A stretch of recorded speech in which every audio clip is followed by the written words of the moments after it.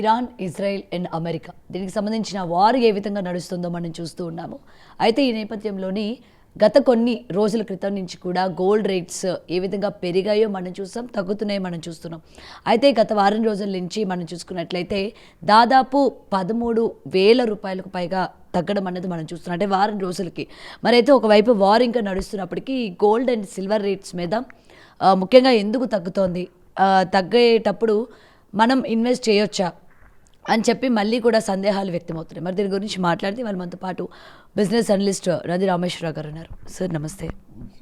So యుద్ధం జరుగుతున్నప్పుడు ఇటు మనకి అన్నిటి మీద భారం ఏ విధంగా పడిందో మనం చూసాము. అయితే గత కొన్ని రోజుల నుంచి కూడా గోల్డ్ రేట్ మళ్ళీ తగ్గడం మనం చూస్తున్నాం. అయితే యుద్ధం జరుగుతుంది కదా, మళ్ళీ గోల్డ్ తగ్గడం మనం చూస్తున్నాం. కాబట్టి ఇలాంటి టైంలో ఇన్వెస్ట్మెంట్ చేయడం కరెక్టా కాదా అని చెప్పి మళ్ళీ సందేహాలు. అంటే మనకి ఏంటంటే తగ్గిన ప్రాబ్లమే, పెరిగిన ప్రాబ్లమే. ఏం చెప్తారు సార్, ప్రధాన కారణం ఏంటంటే? డబ్బు ఉన్న ప్రాబ్లం, డబ్బు లేకపోయినా ప్రాబ్లం, భార్య ఉన్న ప్రాబ్లం, భార్య లేకపోయినా ప్రాబ్లం.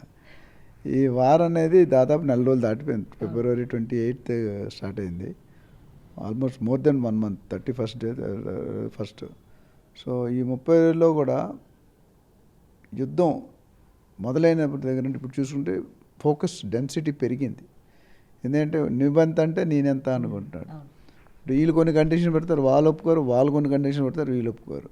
ట్రంప్ గారు ఏదైతే డెసిషన్ తీసుకున్నారో, ఇరాన్ ఫరెవర్ నా కంట్రోల్లో ఉండాలనుకుంటున్నాడు. ఇరాన్ నువ్వెవరు, మా బాస్ని చంప, మేము అంత తేలిక వదిలేస్తామని అంటున్నారు. సో ఓవరాల్గా చూసుకుంటే ఈ యుద్ధం పరిణామాలు చాలా తీవ్రంగా అటు క్రూడ్ ఆయిల్ మీద పడింది. ఆయిల్ ఏదైతే ఉందో $70 per barrel ఉండేది ఎక్కడికో వెళ్ళిపోయింది, $120-130. గోల్డ్ రేట్ ఈరోజు చూసుకుంటే 1,40,000 తులం ఉంది. సిల్వర్ రేట్ చూసుకుంటే 2,50,000 ఉంది. ఆల్మోస్ట్ ఓవరాల్గా గోల్డ్ చూసుకుంటే ఒక 13-15% తగ్గింది గత కొన్ని రోజులుగా. కానీ మళ్ళీ నిన్న మొన్న కొద్దిగా వేరియేషన్ ఉంది, బట్ తగ్గింది దానికంటే పెరిగింది ఎక్కువ ఉంది ఓవరాల్ స్ట్రాటజీ చూస్తే. అదే సిల్వర్ కూడా 4 లక్షలు, నేను 7-8 months బ్యాక్ చెప్పాను, గోల్డ్ 2 లక్షలు వెళ్తుంది, సిల్వర్ 4 లక్షలు వెళ్తుంది. కానీ 4,25,000 వెళ్ళింది, 1,85,000 వెళ్ళింది. ఇంచుమించు వెరీ క్లోజ్ ప్రెడిక్షన్, 5% ఇటువంటి. సో దీని బట్టి అర్థం అవుతుందంటే జియో పొలిటికల్ కండిషన్ అనేది వెరీ ఇంపార్టెంట్. ఇంతకుముందు మీరు చూసుకుంటే కనుక యుద్ధం అనేది ఇజ్రాయెల్కి బ్యాక్ సపోర్ట్గా అమెరికా ఉండి ఇజ్రాయెల్తో చేయిస్తుంది, ఇరాన్ ఒంటరిగా పోరాడుతుంది. కానీ ఇప్పుడు చూసుకుంటే గత లాస్ట్ మధ్యలో ఒక 4-5 days గ్యాప్ ఇచ్చారు యుద్ధానికి, మళ్ళీ స్టార్ట్ చేస్తారు సంధికి రాకుండా. సో నేను లాస్ట్ టైం చూసినట్టు ఐక్యరాజ్య సమితి దేశాలు ఏవైతే ఉన్నాయో అవన్నీ కూర్చొని సానుకూలంగా మాట్లాడితే పరిష్కారం వచ్చే అవకాశం కనిపిస్తుంది. లేదంటే నువ్వెంత నేనంతా ఇప్పటికే కొన్ని 100,000 మంది చనిపోయారు, అక్కడ పోతున్నారు, ఇక్కడ పోతున్నారు. లేటెస్ట్ నేను అబ్జర్వ్ చేసిన పాయింట్ ఏంటంటే ఇరాన్ ఒకటే చేయట్లేదు, ఇరాన్ రీజియన్లో పడిన రీజియన్ సపోర్ట్ కూడా ఉంది, అట్నుండి ఇట్నుండి కూడా. ఇప్పుడు దుబాయ్లో వీళ్ళు వేస్తున్నారు. ఇరాన్కి సంబంధించిన B2 బంకర్ ఏదైతే మెయిన్ ఉత్పత్తి చేసే, స్టాక్ చేసి నిల్వ చేసే ఉన్నాయో వాటి స్థావరాలను ధ్వంసం చేస్తున్నారు. Iran is almost contributing 20-22% across the గోల్డ్లో వీళ్ళు ఇరాన్ మీద డిపెండ్ అవుతారు, ఇప్పుడు ఇంపోర్ట్స్ కానీ ఎక్స్పోర్ట్ కానీ.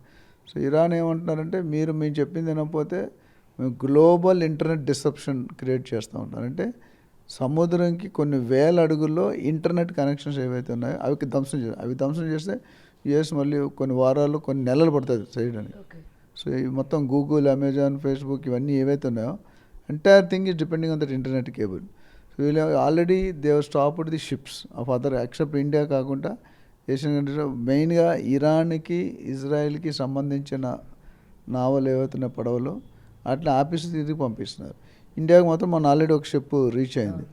సో పరిస్థితి గ్యాస్ ప్రకారం చూసుకుంటే కనుక మనకి ఇండియాకి నెక్స్ట్ 2 నెలలు ప్రాబ్లం లేదు, ఒకవేళ ల్యాబ్ చెప్పాను. కానీ ఇప్పుడు ఏమైంది, మిగతా దేశాలకు చాలా ఇబ్బంది పడుతున్నారు. దానివల్ల ఇప్పుడు ఏమైంది, కమర్షియల్, ఇప్పుడు మన దగ్గర కూడా కమర్షియల్ సిలిండర్స్కి కొద్ది ఇష్యూ ఉంది. గవర్నమెంట్స్, ఇక్కడ స్టేట్ గవర్నమెంట్ కానీ సెంట్రల్ గవర్నమెంట్, ఆంధ్ర, తెలంగాణ, నరేంద్ర మోడీ గారు వీళ్ళందరూ కూడా మనకి రెసిడెన్షియల్కి కొరత రాకుండా చూసుకుంటాం. కమర్షియల్కి definitely there may be some challenges, but అది కూడా రాకుండా ఇక్కడ మెయిన్ ఏంటంటే బ్లాక్లో అమ్ముకుంటున్నారు సిలిండర్లు. అది it's causing issue the common public. ఎందుకంటే 1,000 రూపాయలు 4,000-5,000కి అమ్ముతున్నారని విన్నాను, మేమైతే కొనలేదు. లాస్ట్ టైం మనకి గ్యాస్ కొరత ఉందని కానీ ఒక్కసారిగా మొత్తం కూడా బ్లాక్లో 10,000 కూడా పెట్టుకున్న వాళ్ళు చాలామంది ఒక సిలిండర్ కొన్నా 4 సిలిండర్ 5 సిలిండర్ బుక్ చేసుకుంటారు డిఫరెంట్. ఒక్కొక్కటికి 2-3 సిలిండర్స్ అయితే ఉంటాయి జనరల్గా. 2 అయితే తక్కువ ఉన్నారు, 3-4 ఉన్న వాళ్ళు కూడా ఉన్నారు. రకరకాల పేర్లు, రకరకాల కొడుకు కోడలు రకరకాలు పెట్టుకుంటున్నారు. సో ఇప్పుడు ఏమవుతుందంటే పెట్రోల్ బంకులు కూడా మొన్న కొంతకాలం మూసివేశారు. బట్ ఇప్పుడు మళ్ళీ 2 రోజులు కొద్దిగా హైప్ చేసి లేని పబ్లిక్ కూడా ఉన్నదని చెప్పినా నమ్మట్లేదు. అన్నర్సర్లీ భయపడి పెట్రోల్ పంపుల దగ్గర 2 కిలోమీటర్ 3 కిలోమీటర్ లైన్ చేసి ట్రాఫిక్ జామ్ చేశారు.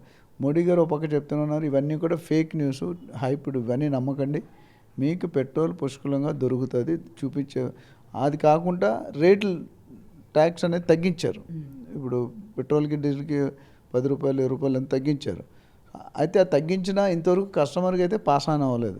అది ఎప్పుడు తగ్గించింది అంటే కంపెనీ ఆయిల్ పెట్రోల్ కంపెనీస్ ఏవైతే Indian oil, Bharat petroleum, HPCL ఉన్నాయో వాటికి ఓవర్లోడ్ పడుతుంది, లాస్ అవుతుందని తగ్గించారు. బట్ అందులో కొంత వరకు మన కామన్ సిటిజన్కి తగ్గిస్తే అది మంచి మేలు చేసింది. అయితే నువ్వు హెడ్ ఆయిల్ పెట్రోల్ ప్రొడక్షన్ యూనిట్స్కి మీరు చేసుకుంటే కామన్ పబ్లిక్ ఏముంది, దాని బదులు ఎక్స్ట్రా కడుతున్నారు.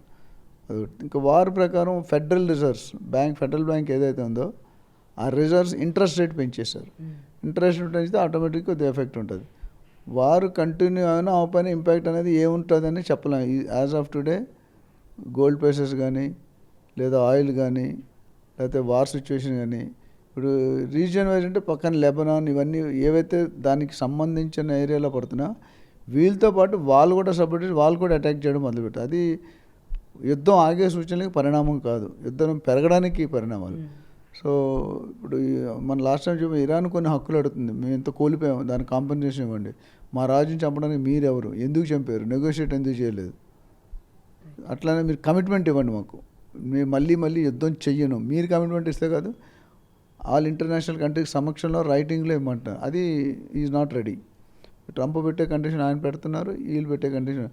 ఇది ఒక పచ్చగడ్డ వేస్తే బగ్గుమనే రకంకి వెళ్తుంది కానీ ఆగే సూచనలు ఎక్కడ లాస్ట్ 1 మంత్ పరిణామంలో దాని మీద ఎవరు నెగోషియేట్ చేయట్లేదు, వీళ్ళు చేయట్లేదు వాళ్ళు. ఇప్పుడు వీళ్ళంటే అంత ఇరాన్ అంతం చేస్తాం, ఆల్రెడీ 70% కూల్ చేసాం, మీకు 20% మీకు ఏమి ఉండరు, నేను చెప్పిన రాజు పెట్టుకోవాలంటున్నారు కింగ్ని, వాడు ప్రెసిడెంట్ ఎవరైతున్నారు. అది as a human being ego వల్ల అడ్డుకో, అది మన చిన్న కంట్రీ అనుకుంటే వాళ్ళు మీరు చిన్న కంట్రీ కంటే పెద్ద కంట్రీలా ఫైట్ చేస్తున్నాడు. ఇరాన్ కూడా వాళ్ళకి కూడా మద్దతు ఉంది రకరకాలు. ఇండియా ఏంటంటే అందరితో హ్యాపీగా ఉంది, రష్యాతో హ్యాపీగా ఉంది, చైనాతో హ్యాపీగా ఉంది, ఇజ్రాయెల్తో హ్యాపీగా ఉంది, అమెరికాతో. సో మన రిలేషన్ బైలాటరల్ రిలేషన్షిప్ అనేది పాటు చేసుకోవట్లేదు. బట్ ఇప్పుడు మీరు అక్కడ చూసుకుంటే ఇరాన్ నుండి చైనాలో గోల్డ్ రేట్ తగ్గించారు, gold is down, Dubai is already crash. So ఆటోమేటిక్గా ఇండియాలో రేట్లు పెరగడానికి సూచనలు తక్కువన్నా ఇది ఒక బులియన్ మార్కెట్ అనేది ఒక మాఫియా, ఒక గేమ్.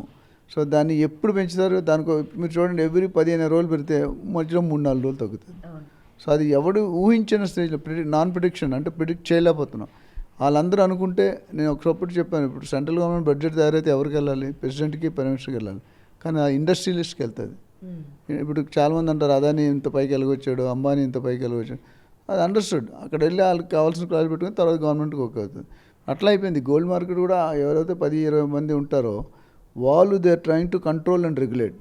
అది కొద్దిగా అడ్వాంటేజ్ తీసుకునే విధంగా ఉంది. అంటే చాలామంది వరుసగా పెరుగుతున్న కొనేస్తారు, తర్వాత తగ్గించేస్తారు. సో ఎవరైతే ప్రాఫిట్ మేకింగ్ ఉన్నారో, అంటే నేను 90,000 కొన్నా, ఈరోజు 1,60,000 అయింది, 1,70,000 అయింది. సో ప్రాఫిట్ 100% మార్జిన్ వచ్చింది. 85,60,000 అంటే 100% ప్రాఫిట్. సో ఆ ప్రాఫిట్ చేసుకుంటే అందరూ అమ్మడం, ఒకప్పుడు నుంచి అందరూ కొనడం మొదలుపెట్టారు, ఇప్పుడు అందరూ అమ్మడం కొనేవాళ్ళు లేడు. కొనేవాళ్ళు అయితే డిమాండ్ సప్లై గ్యాప్ ఉన్నప్పుడు రేట్ పడిపోతుంది. సో అది తగ్గుతుంది అనగా మళ్ళీ హైప్ చేస్తారు. ఇదేంటంటే లాజిక్ చాలామందికి అర్థం కాదు. స్టాక్ మార్కెట్ కానీ దానికి కండిషన్స్ ఉంటాయి, దానికి రోల్ ఉంటుంది, దానికి ఒక ఎలిజిబిలిటీ క్రైటీరియా ఉంటుంది, ఎప్పుడు తగ్గ ఒక అనాలిసిస్ ఉంటుంది. ఆ అనాలిసిస్ మనకు అర్థం కాదు. ఎందుకంటే మనం వీఆర్ ఓన్లీ కొంటే 5 తులాలు 10 తులాలు కొనుక్కుంటాం, అంతకని ఇప్పుడైతే అది కూడా 10 లక్షలు పెట్టి కొనుక్కుంటే చాలా కష్టం. సో నిన్న ఒక మేడం ఫోన్ చేశారు, సార్ నా దగ్గర 5 లక్షల బంగారం ఉంది 24 క్యారెట్, నా కూతురికి పెళ్లి చేస్తున్నాను, ఆర్నమెంట్ చేయించుకోవచ్చా లేదా, చేయించుకుంటే లాస్ గెయినా, ఇది ఉంచుకొని కొత్తది కొనాలా లేకపోతే ఉంచుకొని దాంట్లో గోల్డ్ ఎప్పుడు రీమేక్ చేస్తే రేట్ కాన్స్టెంట్గా ఉన్నా వేస్ట్ అయిపోతుంది. మీరు చాలామంది తెలుసుకోవచ్చు, మా ఫ్యామిలీస్ కూడా ఉంటారు, గోల్డ్ ఎక్స్చేంజ్ డిజైన్ పోయింది, 3 సంవత్సరాల ముందు 25% ఆల్రెడీ వేస్ట్ అయ్యి ఇప్పుడు మళ్ళీ 25% కట్టాలిగా. సో అది నెట్ లాస్ అది. సో అది మీరు కొనుక్కున్నట్టు ఆలోచించగలరు. డిజైన్లు మారుతూ ఉంటాయి. మన సినిమా యాక్టర్ కాదు, సినిమా హీరోయిన్లు కాదు కదా.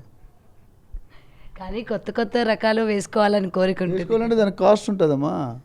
If you want to do something there is a cost. పైసామే పరమాత్మ. ఏది కాస్ట్ లేకుంటే ఎవరికి ఎఫెక్ట్ కాదు. So China gold price drop చేసింది, ఫెడరల్ బ్యాంక్ ఇంట్రెస్ట్ తగ్గించింది, తర్వాత దుబాయ్లో రేట్ పడిపోయింది, పొజిషన్కి ఫ్యూచర్లో ఏమవుతుందో తెలియదు. చాలామంది రియల్ ఎస్టేట్ కూడా పడిపోయింది. దీనివల్ల impact, direct impact on real estate.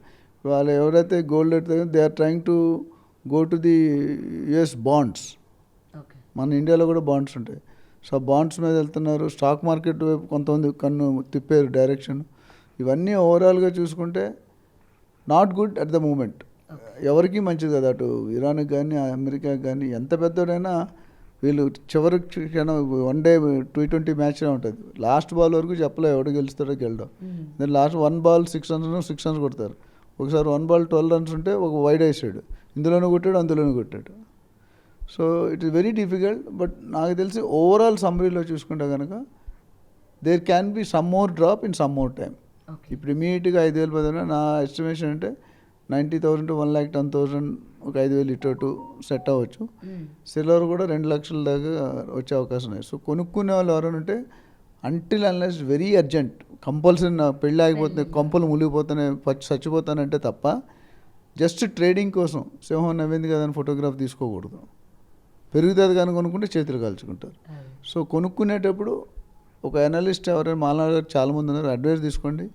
తీసుకున్న తర్వాత మీరు ఆచి తూచి పాజ్ అంటారు. రియల్ ఎస్టేట్లో కానీ గోల్డ్ మార్కెట్లో కానీ స్టాక్ మార్కెట్లో పాజ్ అండ్ టేక్. ఎమోషన్ సెంటిమెంట్లో డెసిషన్ తీసుకోవద్దు. తీసుకుంటే యూ గోయింగ్ టు సఫర్. అదొకటి చూసుకోండి. ఓకే. సో ఇంకా రానున్న రోజుల్లోనే దేని మీద ఇంకా తీవ్రత పెరిగే అవకాశాలు ఉంటాయి అంటారు? అంటే పెట్రోల్ అయిపోయింది, గ్యాస్ అయిపోయింది, ఇంకా దేని మీద సార్ ఇంకా మొత్తం అంటే యుద్ధ ప్రభావం కనబడే అవకాశం? ఓవరాల్గా ఇప్పుడు ఇంపోర్ట్స్లో తారీఫ్ రేట్ కొత్త తగ్గింది, స్టెబిలైజ్ అయింది. సో కాపర్, బ్రాంజ్ ఇది కూడా పెరిగే ఎందుకంటే మెటల్ ట్రేడింగ్ ఎప్పుడైతే కాస్ట్ ఇన్పుట్ కాస్ట్ పెరిగితే అవుట్పుట్ కాస్ట్ పెరుగుతుంది. నీకు మ్యానుఫ్యాక్చరింగ్ కాస్ట్ నీకు 100 రూపాయలు పడింది అనుకో, నువ్వు 80 రూపాయలకి అమ్మలేవు కదా, 120 130కి అమ్మాలి మార్జిన్. సో దానికోసం నేను ఏమంటే ఇప్పుడు until unless it is very very very compulsory you buy. Otherwise wait for another 2-3-4 months కొంచెం సెటిల్ అవుతుంది. ఈ యుద్ధాలకి ఏదైనా సొల్యూషన్ వస్తే కనుక ఫర్దర్ ఇప్పుడు డాలర్ స్ట్రెంగ్త్ అవుతుంది కొద్ది రేటు పెరుగుతుంటుంది, గోల్డ్ రేటు. మన రూపీ స్ట్రెంగ్త్ అయితే కొంత తగ్గుతుంది. ఈరోజు 93-94 రూపాయలకి వెళ్ళిపోయింది. $1 = 1 రూపీ. సో మన పెరగలే. We are getting weakened day by day. Cancer లాగా ఉంది. ఈరోజు క్యాన్సర్ వస్తే 1 నెల 2 నెలలు 3 సంవత్సరాలు క్యాండిడేట్ ఉండకపోతుంది. అంటే రూపీని వీక్ చేసే తరుణంలో ట్రంప్ గారు ఉన్నారు.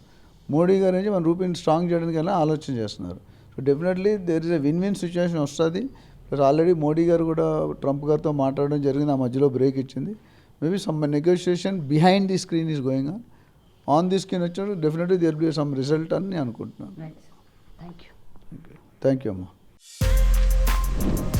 For more videos like this, subscribe Big TV channel.